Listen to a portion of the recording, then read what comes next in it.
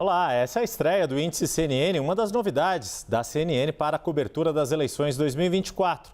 Antes de tudo, vamos apresentar Antônio Lavareda e eu, Yuri Pita, o que é o Índice CNN. Minhas boas-vindas aqui ao Lavareda, que já está na tela. Antes de tudo, para você saber como o Índice CNN vai oferecer a você o mais completo conjunto de informações e dados sobre as eleições municipais mais aguardadas desde a redemocratização. Primeiro, Antônio Lavareda vai explicar para a gente como o IPESP Analítica desenvolveu o Índice CNN. Lavareda.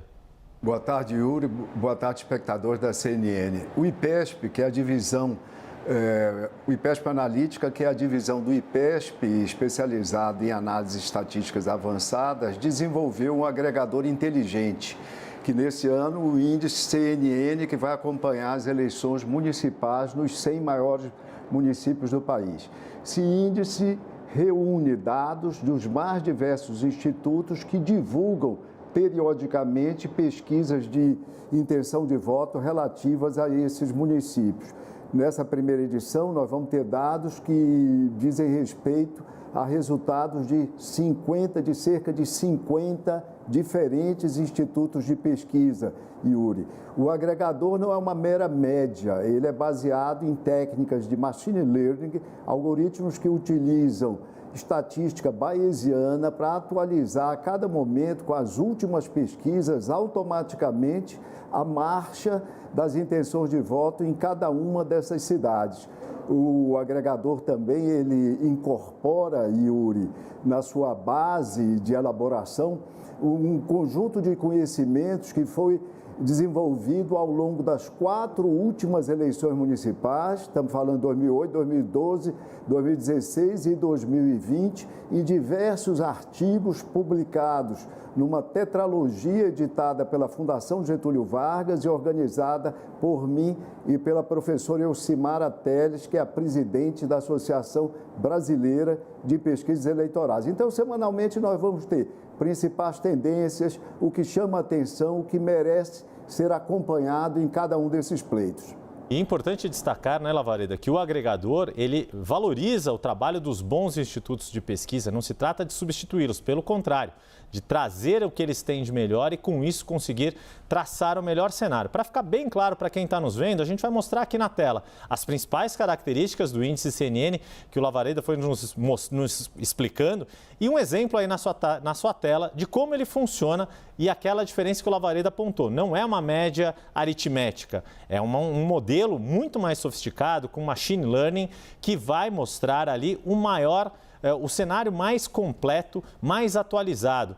Quanto o maior peso vai ser dado, por exemplo, a uma pesquisa mais recente. A gente está vendo ali 3 candidatos numa disputa por uma prefeitura em 3 pesquisas diferentes. Por exemplo, 1º de janeiro, a pesquisa 1, 15 de janeiro, a pesquisa 2 e 1º de fevereiro, a pesquisa 3, cada um com a sua própria amostra. Pode ter 500 entrevistados, 1.000 entrevistados, 1.500 entrevistados. Se fosse feita uma mera média aritmética, nesse exemplo aqui, o candidato A teria 47%, mas o algoritmo, que é inteligente, dá um peso maior para a pesquisa mais recente, por isso ele aparece com 52%. O mesmo vale para os candidatos B e C. E você vai notar que, no caso do terceiro colocado, o índice CNN fica em 11%, menos do que seria a média aritmética de 14%, justamente porque ele teve o pior desempenho na pesquisa mais recente. Ou seja, Lavareda, é muito importante a reputação do Instituto, mas, acima de tudo, o dado mais atualizado. A pesquisa mais recente acaba tendo maior peso e, por isso, a gente diz que o índice CNN traz o retrato mais completo e mais atualizado da corrida eleitoral em cada uma dessas cidades que a gente vai monitorar. Exato, Yuri. E o desenho amostral também é importante, ou seja, as características, o tamanho da amostra utilizada em cada uma dessas pesquisas, a metodologia utilizada também. Tudo isso comparece na elaboração do índice CNN. Bom, agora que você que está nos acompanhando já entendeu o que é o índice CNN, vamos mostrar na prática como ele faz a diferença. Lavareda, ontem foi divulgada uma pesquisa para a Prefeitura aqui de São Paulo. E claro que o nosso agregador, o índice CNN, já atualizou a corrida paulistana e agora o Lavareda vai mostrar, mas antes de tudo, eu vou te mostrar aqui na tela e o Lavareda vai analisar os dados, como funciona o nosso índice que está no site da CNN. Você vai ver ali a nossa primeira tela, que está aí na sua tela. Deixa eu subir um pouquinho para ficar mais visível para você, bem certinho. A gente tem algumas cidades em destaque e a gente vai falar, claro, do maior colégio eleitoral em disputa, que é São Paulo, e aparece aí na sua tela. Você vai ver que quando você acessar esse site, ou se você já estiver acessando esse site junto conosco, você vai poder ver que aqui a gente tem os últimos dados que tinham sido registrados no fim do ano passado. Mas a gente teve a pesquisa ontem, divulgada pelo Paraná Pesquisas.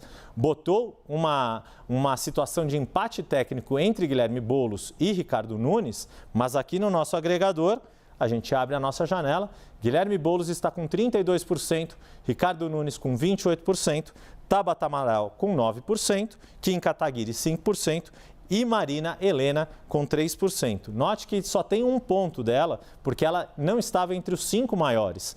Na última pesquisa, no agregador do fim do ano passado, quem aparecia entre os 5 era Ricardo Salles, que não consta mais do levantamento feito pelo Paraná Pesquisas. Voltando à tela aqui, Lavareda, a sua avaliação e explica por que, como mostra o agregador do índice CNN, esse retrato é mais fidedigno, mais preciso, para se ter todo o cenário da corrida aqui pela disputa em São Paulo. Lavareda. Yuri, como você comentava há pouco, é muito importante o resultado de cada pesquisa específica. Daí você ter chamado a atenção para o papel insubstituível dos institutos. A vantagem do agregador é porque ele compatibiliza, né, as características, as diferenças, às vezes, metodológicas e de desenho amostral de cada uma das pesquisas e vai atualizando isso ao longo do tempo. E de forma que nós temos agora esse resultado. O que é que isso mostra, entre outras coisas, esse resultado de São Paulo, do índice CNN da capital paulistana, agora apresentado por você, Yuri? Veja o seguinte, 2 candidatos estão acima dos 10 pontos percentuais. Temos apenas 2 candidatos atingindo os 2 dígitos. Isso mostra o quanto é provisório o estado atual da competição, ou seja, o quanto ela deve mudar ao longo dos meses. E por quê? Porque nunca houve, na história eleitoral de São Paulo, na Nova República, Yuri, uma eleição na qual apenas 2 candidatos tenham chegado com 2 dígitos ao dia das eleições. Nós estamos começando agora a corrida eleitoral e o índice vai nos auxiliar a acompanhar passo a passo a evolução dessa competição e da competição dos demais municípios, do G100, dos 100 maiores municípios em termos eleitorais do país. É isso, o G100, que a gente tem falado tanto, os 100 maiores colégios eleitorais, são aquelas cidades, muito provavelmente, essas 100 cidades terão mais de 200 mil eleitores nesta disputa e, por isso, podem ser cidades com o segundo turno, uma informação que você já teve aqui na CNN. E já que a gente está falando de São Paulo, Lavareda, esta eleição paulistana tem sido vista como uma disputa entre padrinhos. E aí, aproveitar toda a expertise de Antônio Lavareda e de todos esses acadêmicos e estudiosos das eleições municipais, olhando para esse histórico, Lavareda vai nos ajudar a entender aqui que ter apoio de presidente e ou do governador pode fazer diferença, sim, mas teve muitas vezes em que não, né, Lavareda? E nada melhor do que já mostrar na tela aqui para o nosso espectador também acompanhar enquanto o Lavareda conta essa história do peso dos apoios nas disputas por São Paulo. Olha só, Yuri, 5 primeiras eleições municipais na cidade de São Paulo. Esses candidatos, Jânio Quadros, Erundina, Maluf, Pita, Marta Suplicy, não tinham o apoio quer do presidente da República de então, quer do governador. Jânio Quadros se elegeu quando o presidente era Sarney e o governador era Montoro, não tinha apoio nenhum dos dois. Erundina se elegeu quando o presidente era Sarney e o governador era Quércia, ela não tinha apoio nenhum dos dois. Maluf, quando o presidente era Itamar, lembrar que foi ali no final, depois do impeachment do Collor, no final do ano 92, o governador era Fleury, tampouco o apoiava. Pita, o presidente era FHC, o governador era Covas. Marta Suplicy, o presidente era FHC e o governador também era Covas. Ninguém, nenhum dos dois, nem presidente, nem governador, apoiaram esses 5 candidatos eleitos. Depois, nós vamos ver adiante, o quadro Vai passar a nossa próxima tela. Enquanto isso, vale lembrar que no caso de Marta Suplicy, ela teve o apoio de Mário Covas só no segundo turno, mas no primeiro, de fato, ela correu em carreira solo, chegou ali no segundo turno e aí conseguiu. Mas esse histórico de que os 5 primeiros prefeitos eleitos não tinham apoio de ninguém. E aí agora a gente continua para a próxima tela e o Lavareda mostrar o peso do apoio dos governadores, Lavareda. Bem lembrado. E aí, os governadores eleitos, aí no quadro tem aí uma certa confusão. Exato. Entrou o Jânio Quadros, vamos fazer aqui a leitura. Os 4 prefeitos que se elegeram com o apoio do governador e sem ter o apoio do presidente foram Zé Serra, em 2004, o Kassab, em 2008, o Dória, em 2016 e o Bruno Covas, em 2020. O Zé Serra, o presidente era Lula, o governador era Alckmin. Kassab, o presidente era Lula, o governador era Serra. João Dória, o presidente era Temer e o governador era Alckmin. E Bruno Covas, o presidente era Bolsonaro e o governador era Dória. Prevaleceu nesses 4 casos o apoio dos governadores de então. Uhum. E aí a única exceção nessa série de 10 prefeitos que conseguiu se eleger com apoio de presidente, mas não de governador, foi em 2012, Fernando Haddad, né, Lava, com o apoio da Dilma Rousseff, então presidente, mas não tinha o apoio do então adversário do campo petista, que era o governador Geraldo Alckmin, em 2012. Exatamente, Yuri. O levantamento do IPESP Analítica mostra que essa foi exceção. O eleito Fernando Haddad, em 2012, sintonizado com a presidente da época, Dilma Rousseff, e não era o candidato apoiado, por óbvio, pelo governador de então, Geraldo Alckmin. Esse é o único caso em que o apoio presidencial prevaleceu sobre o apoio dos governadores. Se bem que, no conjunto, o que chama atenção mesmo é que, em 50% dos casos, nem governadores, nem presidentes ajudaram efetivamente a eleger o prefeito de São Paulo. Para ver. E esta eleição agora, falando de padrinhos, ainda tem uma peculiaridade, porque há Guilherme Boulos com o apoio do presidente Lula, há Ricardo Nunes com o apoio do governador Tarcísio de Freitas e há Tabata Amaral com o apoio do vice-presidente e ex-governador Geraldo Alckmin. Mas para a gente terminar aqui, 2024 também vai ser uma espécie de tirateima sobre reeleição na cidade de São Paulo. Quem disputa um segundo mandato consecutivo aqui na capital paulista leva de fato vantagem? O histórico está rigorosamente empatado, Lavareda. Exatamente, Yuri.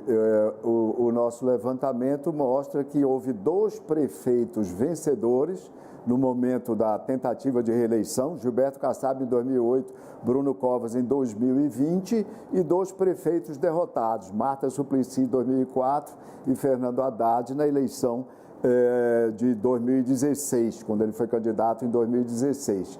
Yuri, então, é inevitável que esse ano nós tenhamos um desempate, ou seja, incumbentes têm maior propensão à reeleição ou não. Na cidade de São Paulo, a resposta para isso nós só vamos ter esse ano de 2024.